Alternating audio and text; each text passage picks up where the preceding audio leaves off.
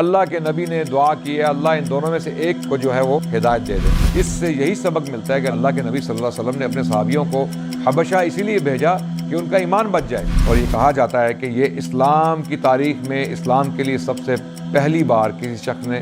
خون بہایا۔ دارالارقم میں سب لوگ اکٹھے ہوتے، وہاں پر اللہ کے نبی صلی اللہ علیہ وسلم اسلام کی تعلیمات پیش کرتے، جو قرآن کی آیات نازل ہوتی۔ قریشیوں پر اتنا اثر ہوا قرآن کا،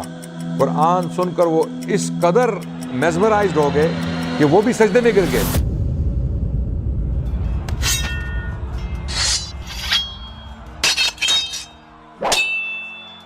بسم اللہ الرحمن الرحیم، الحمدللہ والصلاة والسلام علی رسول اللہ، اما بعد، اعوذ باللہ السمیع العلیم من الشیطان الرجیم، بسم اللہ الرحمن الرحیم، وما ارسلناک الا رحمۃ للعالمین، وقال رسول اللہ صلی اللہ علیہ وسلم لا یؤمن احدکم حتی اکون احب الیہ من والدہ وولدہ والناس اجمعین۔ میرے عزیز بہنوں اور بھائیوں، آپ کی خدمت میں تاریخ اسلام کے سلسلے کی ایک اور کڑی پیش کرنے جا رہے ہیں۔ ہم سیرت النبی پر گفتگو کر رہے تھے اور اللہ کے نبی صلی اللہ علیہ وسلم کے جو صحابی تھے، جو پہلے صحابی تھے، السابقون والاولون، پہ جو ظلم و جبر کے پہاڑ توڑے گئے مکے میں، اس کے بارے میں گفتگو کر رہے تھے۔ ہم نے بتایا کہ بہت سارے لوگ تھے جن پر ظلم ہوا، اور حضرت عمر کا واقعہ بیان کرنے جا رہے تھے کہ حضرت عمر اسلام کے ابتدائی دور میں ان لوگوں میں سے تھے جو اسلام کے دشمن تھے، اور حضرت عمر وہ شخصیت تھے جن کے بارے میں اللہ کے نبی نے بھی دعا کی کہ اے اللہ ان دونوں میں سے کسی ایک کو مسلمان کر دے جو تجھے پسند ہو۔ اے اللہ ان دونوں میں سے جو شخصیت آپ کو پسند ہو آپ اسے ہدایت دے دیں۔ اللہم اعز الاسلام باحب الرجلین الیک، اے اللہ آپ اسلام کو تقویت پہنچائیں ان دونوں میں سے اس شخص سے جس سے آپ کو محبت ہو، جس کو آپ جانتے ہو، چاہتے ہو، یا تو ابو جہل عمر بن ہشام یا عمر بن خطاب، بعمرین، ایک عمر دوسرا عمر۔ عمر بن ہشام تھا ابو جہل، ابو جہل کا جو نام تھا اصلی نام، ابو جہل تو اس کا اسلام میں لقب پڑ گیا نا، کیونکہ اس کو ابو الحکم کے نام سے جو ہے بلایا جاتا تھا مکے کے شہر میں، اس کو ابو الحکم کہا جاتا تھا، حکمت کا باپ، یعنی اس کے آئیڈیز، جو اس کا آئیڈیز تھے، اس کے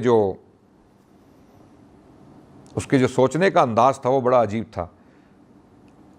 جس کو کہتے ہیں نا ایول جینیس ہماری زبان میں۔ ایول جینیس، ایول جینیس سے مراد یہ ہے کہ وہ ایک شر پسند انسان ہے، ایول ہے اور جینیس بھی ہے، وہ بڑا خطرناک انسان ہوتا ہے جو ایک ذہین انسان ہو اور اپنی ذہانت کو وہ برے کاموں کے لیے استعمال کرے، اس کو کہتے ہیں ایول جینیس۔ تو ابو جہل جو تھا وہ ایول جینیس تھا، تو اس کو اسی وجہ سے مکے کے قریشی جو تھے اس کو ابو الحکم کے نام سے جو ہے یاد کرتے تھے۔ جب بھی کوئی مشورہ کرنا ہو، کوئی معاملہ پڑ جائے، کوئی بڑا ایشو کھڑا ہو جائے، تو ابو الحکم کو بلایا جاتا تھا کہ آپ اپنی رائے پیش کیجئے۔ اور آگے چل کے دیکھیں گے کہ اس نے بہت ساری آراء جو ہیں وہ پیش کی اسلام کو نقصان پہنچانے کے لیے۔ ان میں سے ایک حضرت محمد صلی اللہ علیہ وسلم کو قتل کرنے کی نعوذ باللہ ثم نعوذ باللہ سازش بھی تھی، جس میں اس نے آئیڈیا پیش کیا کہ ہم سب مل کے ان کو قتل کریں تاکہ جو الزام ہے وہ ایک قبیلے پر نہ پڑے اور اس پر پریشر نہ پڑے۔ جب بہت سارے قبائل مل کے قتل کریں گے محمد کو صلی اللہ علیہ وسلم تو بنو ہاشم جو ہے وہ مجبوراً صلح کرنے پر جو ہے وہ آمادہ ہو جائیں گے، اور بنو ہاشم جو ہے وہ بہت بڑا ایک زبردست قبیلہ تھا قریش کے قبیلوں میں سے، تو اس لیے ان کے ساتھ لڑائی مول لینا ایک قبیلے کے بس کی بات نہیں تھی۔ اسی لیے ابو الحکم AKA ابو جہل جو ہے، اس کا نام ابو جہل اسی لیے پڑا، اللہ کے نبی صلی اللہ علیہ وسلم نے فرمایا کہ یہ ابو الحکم نہیں ہے، یہ ابو جہل ہے، یہ جہالت کا باپ ہے، یہ اپنی عقل کو غلط طریقے سے استعمال کرتا ہے۔ تو ابو جہل جو ہے وہ پہلے ہی بہت سارے لوگوں کو ٹارچر کروا چکا تھا، تو اللہ کے نبی نے ان دو لوگوں کے لیے دعا کی کہ اے اللہ یہ دونوں لوگ جو ہیں بہت انفلوئنشل ہیں، ان کا بڑا دبدبہ ہے مکے کے شہر میں،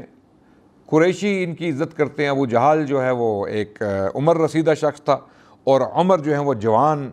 شخصیت تھے، اور عمر ان لوگوں میں سے تھے جن کا بڑا رعب اور دبدبہ تھا. اب میں آپ کو کیسے مثال دوں کہ ہر محلے میں، ہر قصبے میں 2-4 آدمی ایسے ہوتے ہیں جن سے لوگ ڈرتے ہیں، یعنی ان سے جو ہے ان کا سامنا جو ہے وہ کرنا نہیں چاہتے، ان سے لڑائی مول لینا نہیں چاہتے، ان سے کوئی کانفلکٹ نہیں چاہتے. تو عمر ان لوگوں میں سے تھے. ان کی پرسنالٹی، ان کی شخصیت رعب اور دبدبے والی شخصیت تھی. اسی لیے اللہ کے نبی نے دعا کی. امام ترمذی نے یہ حدیث ترمذی شریف میں جو ہے وہ روایت کی کہ اللہ کے نبی نے دعا کی ہے اللہ ان دونوں میں سے ایک کو جو ہے وہ ہدایت دے دیں، اور اللہ کے نبی صلی اللہ علیہ وسلم کی یہ دعا قبول ہوئی اور اللہ نے حضرت عمر کو ہدایت دی. لیکن اس سے پہلے حضرت عمر جو ہے وہ مسلمانوں کے دشمن تھے. جو لوگ اسلام لاتے تو ان کو وہ ٹارچر کرتے تھے. ایک لونڈی تھی بنو عدی کی، حضرت عمر کے قبیلے سے اس کا تعلق تھا اس لونڈی کا، تو اس کو ٹارچر کرتے ہوئے حضرت عمر جو ہے وہ تھک کے بیٹھ گئے. اس کو پیٹ رہے تھے، اس کو مار رہے تھے کیونکہ وہ مسلمان ہو گئی. تو حضرت عمر تھک کے بیٹھ گئے. تو بیٹھتے انہوں نے کہا کہ یہ مت سمجھو کہ مجھے مروت میں تم پر رحم آ گیا ہے، میرے اندر تمہارے لیے رحم نہیں ہے، میں اس لیے بیٹھوں گا میں تھک گیا ہوں. یہ مت سمجھنا کہ مجھے تم پر رحم آ گیا. یعنی اس قدر شدید جو ہے حضرت عمر بھی ان حالات کا شکار ہو چکے تھے. لیکن بعد میں اللہ نے ان کو ہدایت بخشی اور وہ مسلمان ہوئے. اور ان کے مسلمان ہونے کے بعد مسلمانوں نے پہلی بار ڈٹ کے کھل کے نماز پڑھی مکے کے شہر میں. اس کی وجہ یہ تھی کہ مسلمان اکثر تعداد جو مسلمانوں کی تھی مکے میں اس وقت وہ کمزور لوگوں کی تھی. جس طرح کہ میں پچھلی قسط میں بیان کر چکا ہوں کہ اسلام نے کمزور طبقے کو، غلام طبقے کو، غریب طبقے کو، فقیر طبقے کو بہت اٹریکٹ کیا، کیونکہ ان لوگوں کی زندگیاں بہت سخت تھیں، ان لوگوں پر ظلم کیے جاتے تھے. تو جب اسلام میں ان کو امید نظر آئی تو انہوں نے اسلام قبول کیا. کہ جب ایک غریب شخص کو یہ بتایا جائے کہ تمہاری زندگی جو مشقت سے بھرپور ہے، لیکن اگلی آنے والی جو زندگی ہے، جو اللہ کا وعدہ ہے وہ یہ ہے کہ تمہیں جنت دی جائے گی جہاں پر تمہیں یہ کمزوریاں، یہ تکلیفیں برداشت کرنی نہیں پڑیں گی. تو ان کے لیے ایک امید کا سامان اسلام نے مہیا کیا. تو اسی دور میں مسلمان چھپ کر نماز پڑھتے تھے. مکے کی گھاٹی میں چھپ کر جاتے تھے باہر مکے کے شہر سے، وہاں پر نماز پڑھتے تھے. اور یہ سارا دور جو ہے وہ نبوت کے چوتھے سال کے بعد کا دور ہے. ہم ابھی بھی چوتھے 5-6 سال کی بات کر رہے ہیں. اللہ کے نبی کو صلی اللہ علیہ وسلم کو تبلیغ کرتے ہوئے تقریباً 4-5 سال گزر چکے ہیں. پہلے 3 سال انہوں نے سیکرٹ تبلیغ کی اپنے خاندان کو، اپنے قریبی لوگوں کو. اس کے بعد چوتھے سال میں ببانگ دہل با اعلان انہوں نے اسلام کی تبلیغ شروع کی. تو اس کے بعد ظلم اور جبر شروع ہوا. تو اسی دور میں جب 2 نمازیں مسلمان پڑھتے تھے اللہ کے نبی صلی اللہ علیہ وسلم کی امامت میں، تو مکے سے باہر ہٹ کر ایک گھاٹی میں چھپ کر نماز پڑھتے تھے. تو اسی دوران کچھ قریشیوں نے ان کو دیکھا اور ان کا مذاق اڑایا، ان کو روکنے کی کوشش کی، اور ایک جھگڑا ہوا جس کے نتیجے میں حضرت سعد بن ابی وقاص نے ایک شخص کو ضرب لگائی جس سے اس کا خون بہا. اور یہ کہا جاتا ہے کہ یہ اسلام کی تاریخ میں اسلام کے لیے سب سے پہلی بار کسی شخص نے خون بہایا کسی دوسرے کا.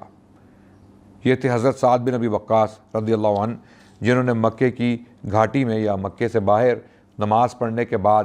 جو ہے جب قریشیوں نے ان کو روکنے کی کوشش کی، ان سے جھگڑا کیا، تو اس جھگڑے کے نتیجے میں حضرت سعد بن ابی وقاص سے یہ ہوا. اور اسی دوران جب مسلمانوں کا پبلک میں یا چھپ کر بھی نماز پڑھنا مشکل ہوا، تو اللہ کے نبی صلی اللہ علیہ وسلم نے حکم دیا کہ دارالارقم میں ارقم بن ابی الارقم ایک صحابی تھے، ان کے گھر جو ہے وہ نماز پڑھی جائے، اور ان کے گھر ہی جو ہے وہ اسلام کی تعلیمات جو ہیں وہ ان صحابیوں کو دی جائیں جو مسلمان ہو چکے تھے. تو چھپ کر لوگ دارالارقم کا مطلب ہے ارقم کا گھر، ارقم کا گھر. تو دار سے مراد گھر، اور ارقم جو صحابی تھے ان کا نام تھا. دارالارقم میں سب لوگ اکٹھے ہوتے، وہاں پر اللہ کے نبی صلی اللہ علیہ وسلم جو ہے وہ اسلام کی تعلیمات پیش کرتے، جو قرآن کی آیات نازل ہوتی، جو مکی صورتیں ہیں مثال کے طور پہ ان کے سامنے پڑھ کر پیش کی جاتی اور اللہ کے نبی صلی اللہ علیہ وسلم ان کی تشریح کرتے، ان کی تفسیر بیان کرتے اپنے صحابیوں کے سامنے کہ یہ آیات کیوں نازل ہو رہی ہیں۔ تو انہی دنوں میں جب دارالارقم میں مسلمانوں نے اکٹھا ہونا شروع کیا اور وہاں پر تعلیمات کا جو ہے اللہ کے نبی صلی اللہ علیہ وسلم اپنے جو حلقات تھے، جو اپنا تعلیمی سلسلہ تھا، اسی گھر میں انہوں نے جاری رکھا۔ انہی دنوں میں اللہ کے نبی صلی اللہ علیہ وسلم نے اپنے صحابیوں کو حکم دیا کہ وہ ہجرت کر جائیں حبشہ۔ اس کی وجہ یہ تھی کہ مسلمانوں پر بہت ظلم ڈھائے جانے لگے مکے میں، اور اس کے نتیجے میں اللہ کے نبی صلی اللہ علیہ وسلم نے حکم دیا کہ آپ ہجرت کر جاؤ۔ جو لوگ ہجرت کر سکتے ہیں، جن میں استطاعت ہے، وہ مکے کے شہر کو چھوڑ دیں، کیونکہ یہاں پر ظلم کی انتہا جو ہے وہ بہت بڑھ گئی ہے، تو آپ یہاں سے نکل جائیں۔ اور اس میں یہ ہوا کہ اللہ کے نبی صلی اللہ علیہ وسلم نے حکم دیا کہ 5ویں سال، نبوت کے 5ویں سال، جب نبی صلی اللہ علیہ وسلم 5 سال تبلیغ کر چکے تھے، اللہ کے نبی نے حکم دیا کہ آپ نکل جائیے۔ اور اسی دوران اللہ نے سورۃ الکہف نازل کی مسلمانوں کو تسلی دینے کے لیے کہ جن پر ظلم کیے جا رہے تھے۔ اسی صورت میں اللہ سبحانہ وتعالیٰ نے یہ جو ہے بشارت بھی دی مسلمانوں کو، اور جب تم ان سے اور اللہ کے سوا ان کے دوسرے معبودوں سے الگ ہوگے تو غار میں پناہ گیر ہو جاؤ۔ غار میں پناہ گیر ہو جاؤ، یہ اصحاب کہف کی بات ہو رہی ہے، جو واقعہ اصحاب کہف کا سورۃ الکہف میں بیان ہوا۔ اسی دوران جب یہ سورت نازل ہوئی تو جو لوگ ہجرت کرنے جا رہے تھے حبشہ کی طرف، ان کو یہ سورت پڑھ کے سنائی گئی۔ یقیناً انہوں نے یہ سورت سنی اللہ کے نبی صلی اللہ علیہ وسلم نے۔ اس میں یہ پیغام دیا جا رہا تھا کہ تم ان کے معبودوں سے ہٹ جاؤ اور کنارہ کش ہو جاؤ اور اس فتنے سے بچ جاؤ، جس طرح کہ اصحاب کہف جو ہے وہ ہٹ گئے، وہ ایک غار میں چلے گئے۔ تمہارا رب تمہارے لیے اپنی رحمت پھیلا دے گا اور تمہارے کام کے لیے تمہاری سہولت کی چیز تمہیں مہیا کرے گا۔ یعنی جب تم ہٹو گے، اللہ کے راستے میں ہجرت کرو گے، کفر سے بچو گے، شرک سے بچو گے، تو اللہ تمہارے لیے آسانیاں پیدا کر دیں گے، اللہ تمہارے لیے راستے کھول دیں گے۔ پھر موسیٰ اور خضر علیہ السلام کا بھی واقعہ بیان کیا گیا، اس میں بھی بہت سارے پیغامات ہیں کہ ظاہر میں جو چیز نظر آ رہی ہوتی ہے اس کی حقیقت شاید وہ نہ ہو، اس کے نتائج بھی وہ نہ ہو جو آپ سوچ رہے ہوں۔ ظاہری طور پہ آپ کو یہ لگ رہا ہو کہ آپ پر ظلم ہو رہا ہے اور آپ مارے جائیں گے، کاٹ دیے جائیں گے، ختم ہو جائے گا اسلام، لیکن آگے جو آنے والا دور ہے اس میں اللہ سبحانہ وتعالیٰ جو ہے وہ عجیب مناظر آپ کو دکھائیں گے، جس طرح مسلمانوں نے دیکھے۔ تو یہ وعید دی جا رہی ہے مسلمانوں کو کہ حضرت موسیٰ کا واقعہ دیکھ لو تم،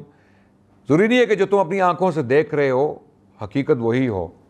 اس کے برعکس آگے آنے والے جو حالات ہیں ان کا انتظار کرو، صبر کرو، اللہ کے راستے میں صبر کرو۔ حضرت خضر اور موسیٰ علیہ السلام کا جو واقعہ ہے جو بیان کیا اللہ سبحانہ تعالیٰ نے، اس کا مطلب شاید یہ ہو۔ پھر ذوالقرنین کا واقعہ اللہ نے بیان کیا اس صورت میں، اس کو اللہ نے زمین میں طاقت بخش دی، اس کو ایک نیک بادشاہ بنایا، اور اس کے ذریعے اللہ سبحانہ تعالیٰ نے یاجوج ماجوج کو جو ہے وہ قابو میں کیا۔ یہ ساری باتیں اللہ اس لیے بتا رہے تھے کہ تم اللہ پر ایمان لے آؤ اور اللہ کے وعدوں پر جو ہے وہ پر امید رہو اور صبر کرو، انشاءاللہ اگلا آنے والا دور جو ہے وہ بہتر ہے۔ اسی لیے اللہ کے نبی صلی اللہ علیہ وسلم نے اپنے صحابیوں کو حکم دیا کہ تم نجاشی کے پاس جاؤ، جس کا نام تھا اسحمہ، اور اس کا ٹائٹل تھا نجاشی، نیگوس، انگلش زبان میں نیگوس کہتے ہیں، جو حبشہ کون سا ملک ہے؟ حبشہ کا جو ملک ہے، جو علاقہ تھا اس وقت، وہ ایریتریا، صومالیہ اور ایتھیوپیا کا جو سارا علاقہ، جو 3-4 ملک ہیں آج جو مشرقی افریقہ میں ملک پائے جاتے ہیں، شاید کینیا کا بھی کچھ حصہ ہو، یہ سارا علاقہ حبشہ کہلاتا تھا۔ ایسٹ افریقہ جس کو کہتے ہیں، نارتھ ایسٹ افریقہ، مثال کے طور پہ ایریتریا، ایتھیوپیا اور صومالیہ کا جو علاقہ ہے، خصوصاً اس سارے علاقے کو حبشہ کہا جاتا تھا۔ تو حبشہ کے علاقے میں یہاں کا جو بادشاہ تھا وہ نیک بادشاہ تھا وہ مسیحی، اور اللہ کے نبی نے حکم دیا کہ یہ ایک ایسا بادشاہ ہے جس کے بارے میں مجھے خبر دی گئی ہے کہ یہ انصاف پسند ہے، اس کے علاقے میں آپ پر کوئی ظلم نہیں ڈھایا جائے گا، آپ کے ساتھ کوئی زیادتی نہیں کی جائے گی، آپ اس کے علاقے میں ہجرت کر جائیں۔ اب مزے کی بات یہ ہے کہ سوچنے میں آج کا دور دیکھا جائے تو آج کا عرب دنیا کا امیر ترین خطہ ہے، تیل کے کنویں ہیں،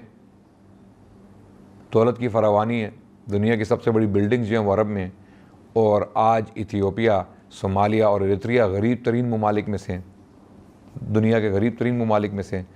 تو یہ ایک انسان کے ذہن میں ایک امیج پیدا ہوتا ہے کہ اللہ کے نبی نے ایسے ملک میں کیوں بھیجا صحابیوں کو؟ اس کی وجہ یہ تھی کہ اس وقت وہ امیر ترین ملک تھا، اس وقت وہ ایک سٹیبل ملک تھا، وہاں پر انصاف قائم تھا۔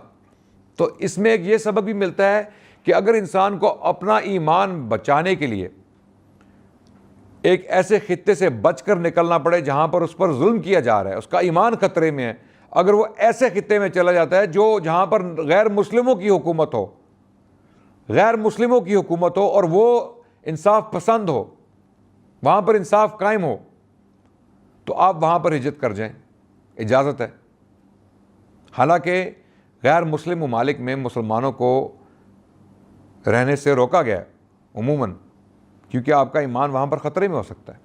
آپ کی اولاد کا ایمان خطرے میں ہو سکتا ہے۔ لیکن اگر آپ کا ایمان وہاں پر زیادہ محفوظ ہے بنسبت اس کے کہ آپ کسی اور ملک میں ہوں جہاں پر آپ پر ظلم ڈھائے جا رہے ہیں، تو آپ ہجرت کر سکتے ہیں۔ ہجرت کرنا،